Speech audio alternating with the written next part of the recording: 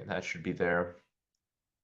And this is a game played in 1874, very old game, but it's one of the rare games from the 1800s that stands the test of time. If you look with the modern engines, it's a fantastically played game, and Black sort of played all the best moves in this game, which is quite amazing. The game was played 150 years ago. So the white player is Knorre and black is Chigorin. Maybe you guys have heard of Chigorin, right? Quite a famous player. He's famous for being very creative. For example, he invented this opening called the Chigorin variation with knight c6 here that is very unconventional. It's very strange, but there were a lot of top players like Morozevich who use this unconventional opening to great success. It does a very good job of confusing the opponent because it is a bit weird to play like this, and the idea is to get the queen out early and then to develop the bishop and to castle queenside.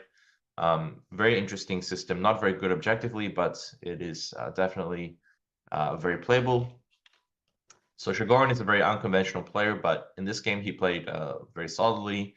Bishop c5, castle started with knight f6, d3, and d6. So notice here that black is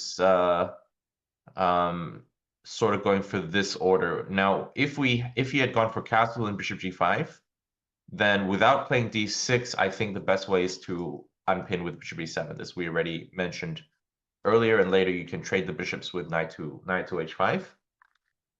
Probably you should start with d6 first, and then you can sort of develop a few pieces first, and then go with knight h5.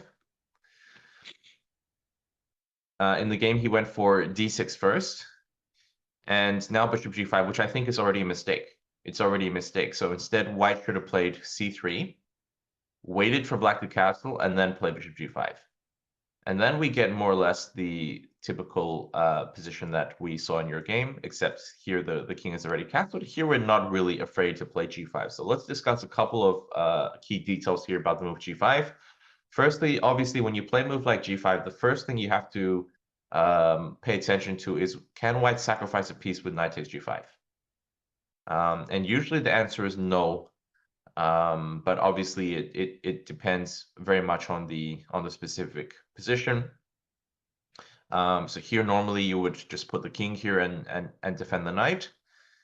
And really the only two ideas for white here are, one is to bring the queen over to f3. Currently the f6 knight is defended, so there is not that much danger. But you can, for example, yeah, how do they do this usually? It's something, often even this is an idea to defend it with the rook. But let me see here. What is the engine saying? Yeah, the engine saying black is already winning here, actually, very surprisingly. Okay, the move is rook h8. Yeah, that's correct. And after knight d2, bringing out more pieces, it looks annoying to remove this pin, right? But you can do king g6 here. And the point of this rook h8 move is obviously that the bishop now cannot keep the tension, and he has to play a move like queen g3. But after queen g3 comes, it immediately walks into a counterattack, right? We can now play the move knight h5, and after bishop takes d8, we play knight takes g3, pawn takes g3, rook takes d8, and black comes up with an extra piece and a winning endgame. So this kind of position, it looks scary, but if you know that black is okay, then it's really not too dangerous here. And the key point is that queen g3 is almost always met by the counterattack with knight to h5.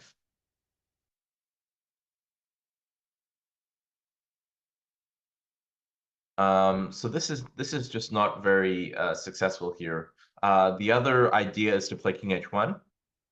And the point of this move is to prepare f4, right? Obviously, when the king was on g1, he could not play f4 because of the pin.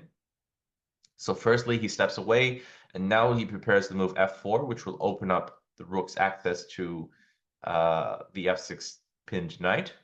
And here it's more or less the same. We go for rook h8. And after f4 here, there should be some serious counterplay against h2. For example, here even knight g4 is possible, right? Hanging with queen, but threatening checkmate on h2. Yeah, the tactics are just working for black. Obviously, if he takes here, then we still emerge with an extra piece here. So probably has to play h3, but then we're ready to, for example, break the pin with f6, and black is again just winning here. If you ask me who's attacking here, I would say black is the one attacking here. It's not white. So this knight takes g5 stuff can really backfire. Probably white should just step back with the bishop, play a very calm move, and the game goes on here. You know, normal moves can be played from both sides. Black normally plays a6 or a5. The idea is to make sure that the bishop is stable here and it doesn't get attacked by moves like b4.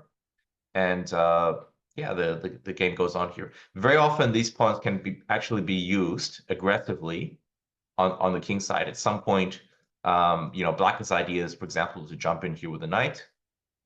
Maybe the knight can slide back here, and then at some point the queen can come across, and then black can start pushing with h5. Even this becomes a possibility. Actually, the bishop is not particularly well placed on g3. That is the drawback to this line for white. The bishop on g3 is biting into a wall here, a wall of granite, and black can easily take over the initiative by pushing these pawns on the king side. And the center is very closed, so it's not easy for white to open up the center. So that's why this type of expansion can work for black. Usually when the center is open, you don't really want to push the pawns in front of the king, but here, because the nature of the structure is very closed, and that gives black the chance to push on the king side. And that's what we're going to see in the game. So this was c3. In the game, it was bishop g5 immediately, and this is actually inaccurate already, surprisingly. The difference here is, well, let me see if you guys can figure this out. So we're like trying to understand all these key nuances of the position here. So why would bishop g5 here be inaccurate? What could be the reason for that? I'll give you guys a bit of time here to try to understand the position.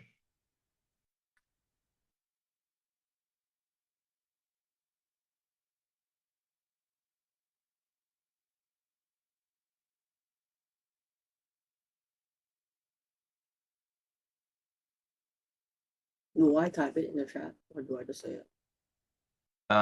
You can say it. Basically, when like you're castled, if you play h6 now, then like you still can castle queenside, and you can use your pawns for the kingside attack. But if you already castle and then you play h6, that's different because you're putting your pawn, like pushing the pawn away from the king, which is way more riskier. So if you play bishop b5, they can just meet it with h6 and just nothing. Yes, exactly. This is the key detail. So this is like already, you know, I would say a very good chess understanding. If you can understand these differences in these move orders in the Italian opening, then you're already a very strong players. You know, the players who understand the Italian the best are the top players. If you look at the games of like Magnus, Hikaru, Anishigiri, Caruana, they're always playing the Italian, and all of them understand very well the details of the position. Every small nuance is creating some different possibilities in the position. For example, what one thing every single top player understands is that white should never play the move h3 before black has castled kingside. And this is a mistake, for example, that once upon a time in 2018, the top player, Levon Aronian, made this mistake against Vladimir Kramnik in the Candidates tournament in 2018. Famous, very famous game. And this was the game that determines who challenges Magnus Carlsen for the World Championship title. So whoever won this tournament would go on to challenge Magnus Carlsen, and that ended up being Fabiano Caruana, and they played the 2018 World Championship match, which went into tiebreaks. And then because Carlsen is so good at rapid chess, he won that tiebreak very easily. But the qualifying tournament was the Candidates tournament, and at some point, Aronian played the move h3. I'm sure he knew that this was bad, but for some reason he was off that day. He just wasn't paying attention. And basically what happened was that because black had not castled, he used his h3 pawn as a weakness. He went h6, he put the rook on g8, and then he basically went g5, g4. He forced white to take, then he took with the bishop, and then basically he just delivered checkmate. He went queen d7, the king went to the other side, and he delivered checkmate. So basically, white should not play the move h3 until black has castled, and it's the same with black.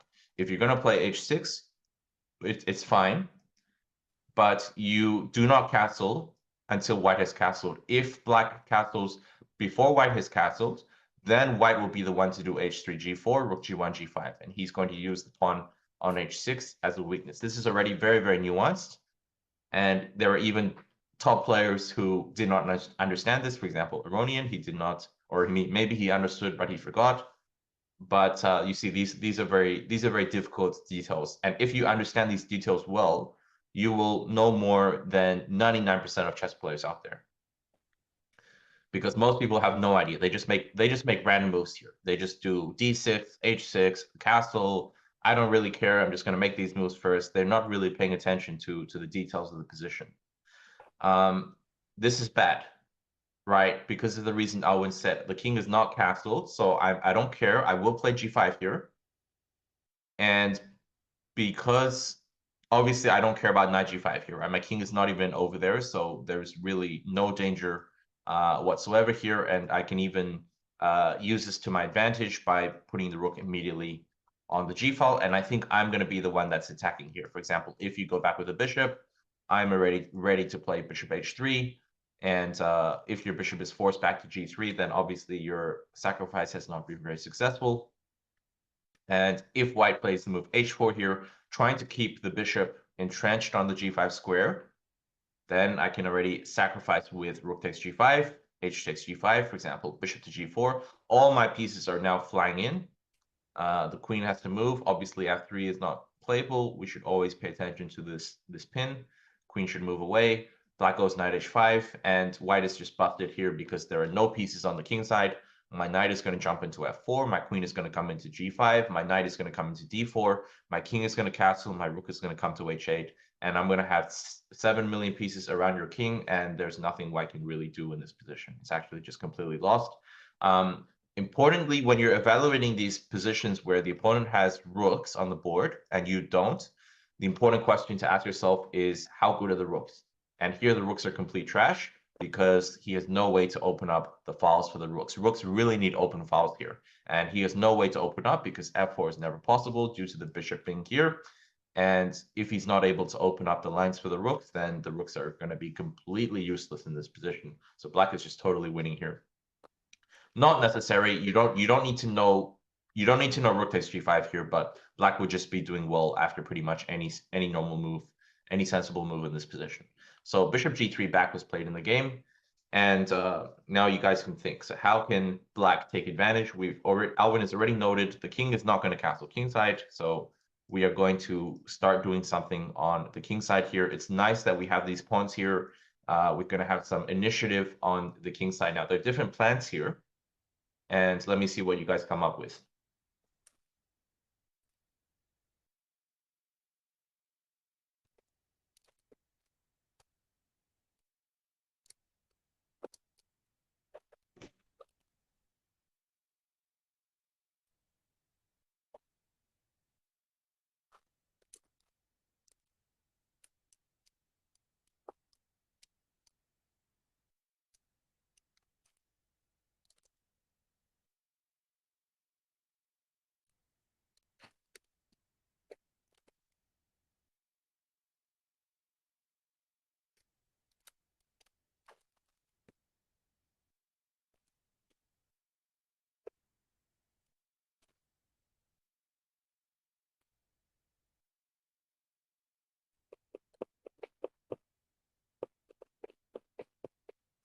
Can I just say it, or like do I have to type in the chat? Yeah, you can say it.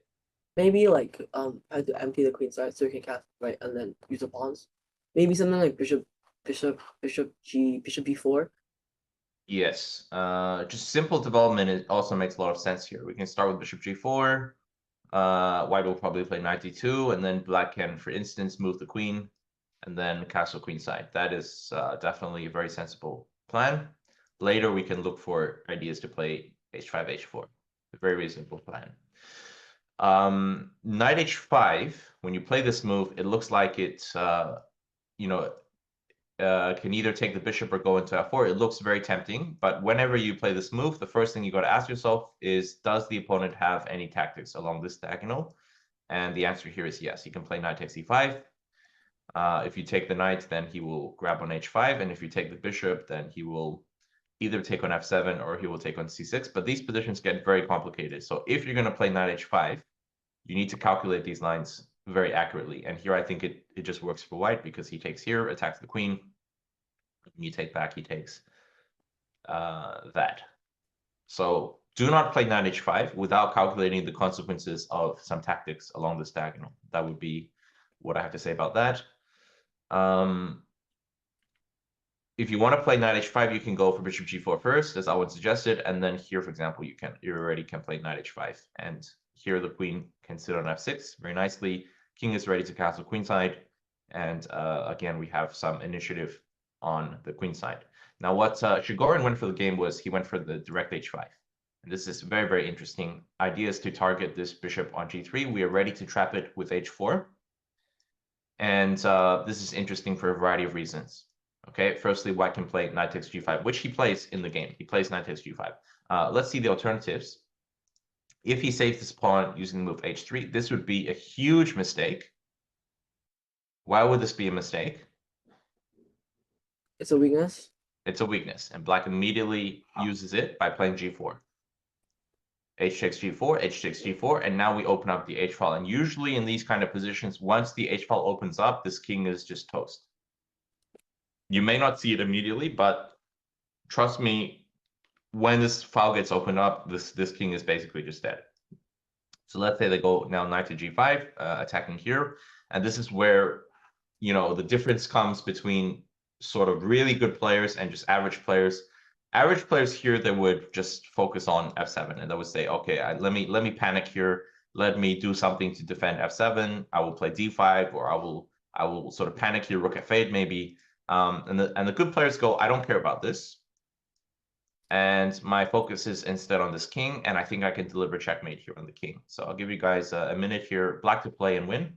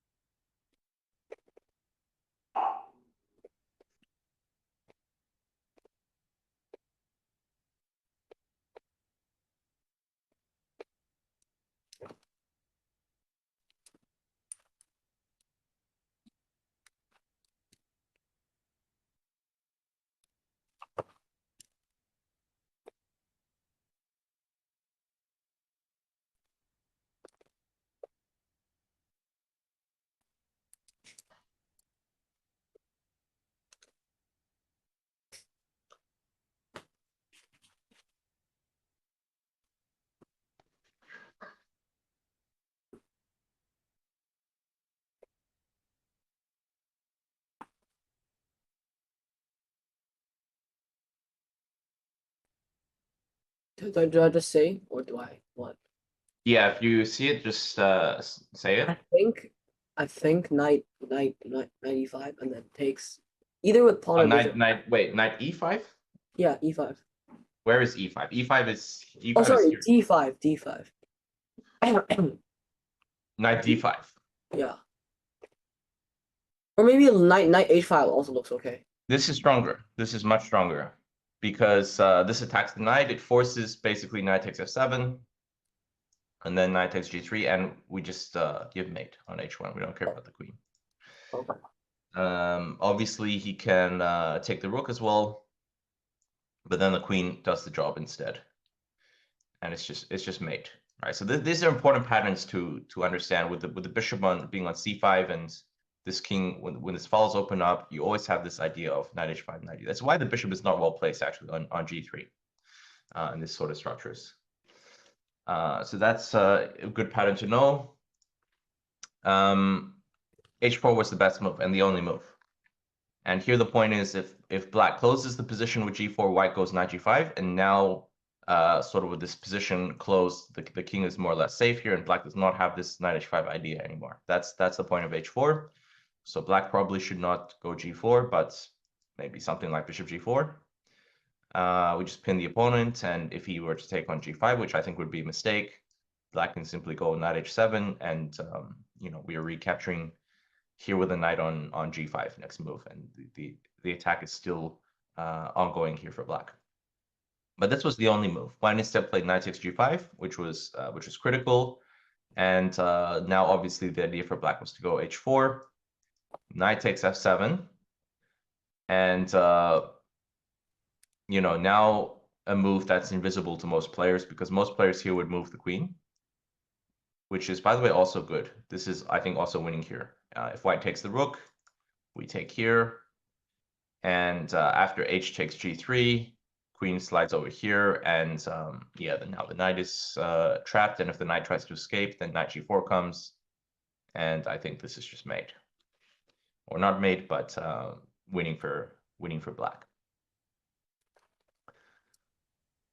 But okay, this was 1874, where they like to sacrifice all their pieces. So he just gave his queen here with hg. This was also very strong. Approved, by the way, by the engine. Engine says this is very good. Knight takes d8.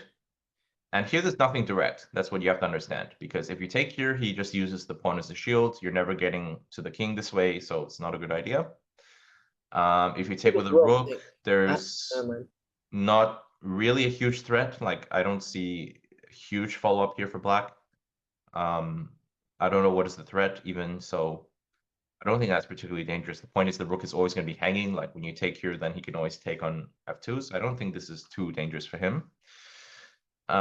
So actually there's no really good follow-up here. Obviously, if you take with the bishop, he's not going to get mated, right? But he's going to just sacrifice back material because he has so much extra material here that he can afford to give some back. So black says, okay, I don't have anything direct, so let me just bring in more pieces. I'm going to go bishop g4 and attack the queen. And this is like very bizarre because black is just down a queen here. He's down a queen for a piece, but computer says black is doing very, very well in this position. So this was like absolutely incredible. For 1874, this was an absolutely revolutionary game. So white decides to keep the queen. He goes with queen d2.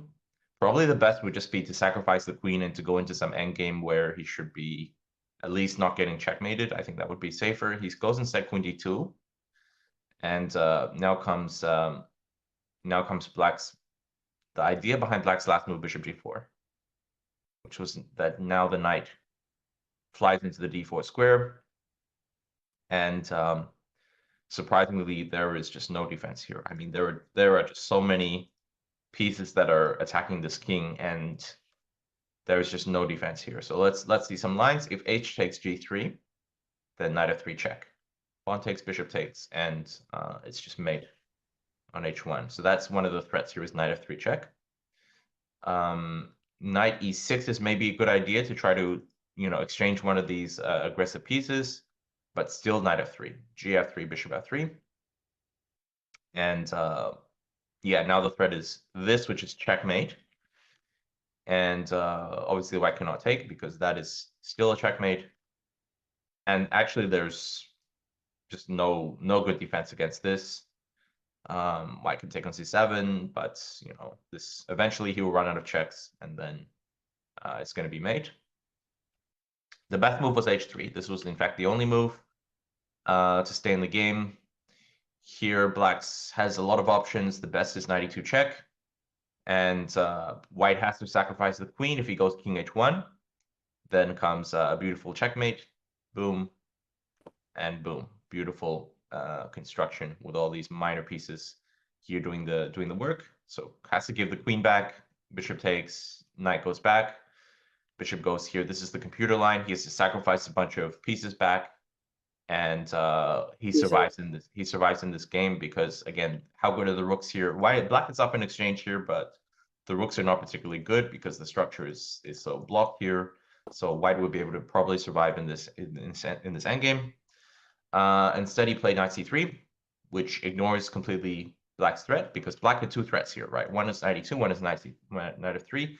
He played knight c3, which deals with knight e2 check, but does not deal with knight f3 check. He allowed this one. bishop f3, and here he just resigned because this was pretty much the same position we saw earlier, except with knight on c3, but it doesn't make any difference. That is the big threat here. If you move the pawn, I take, and I still checkmate you on the next move. And the MVP of this game is absolutely this bishop on c5, right? Because white has no good way of recapturing with the f-pawn, and therefore the pawn stays on g3, and it just made. It just made, and he resigned here. So absolutely fantastic game by Chigorin here. And I hope that was interesting for you guys. It really shows you some of the details in this Italian. It looks like a very simple opening. This is the thing about the Italian. It looks like such a simple opening. Like both sides are making sort of the same moves, but at the same time, it's so complex. There's so many move orders. There's so many subtleties. It's a very fascinating opening. So I encourage you guys to study again this line. The game is let me put it in the chat. This is the game you guys can look up on Google if you guys are interested. The game is from 1874, and you guys can again look up the game. Maybe you can find some recaps on YouTube if you're very interested. And yeah, I hope that was interesting. This is, I think, a good way to improve. So firstly, every class you guys play first, and then once you guys finish a game, we can discuss, some of the key moments, some of the details, and then I will try to enhance your understanding of the position. So next time, both of you guys will probably play the Italian opening just a little bit better, which is good. This is the way to improve. Okay. Do you have any questions? No. Okay, we'll see you guys next week then. Have a good week, guys. Yeah. Bye-bye. Bye.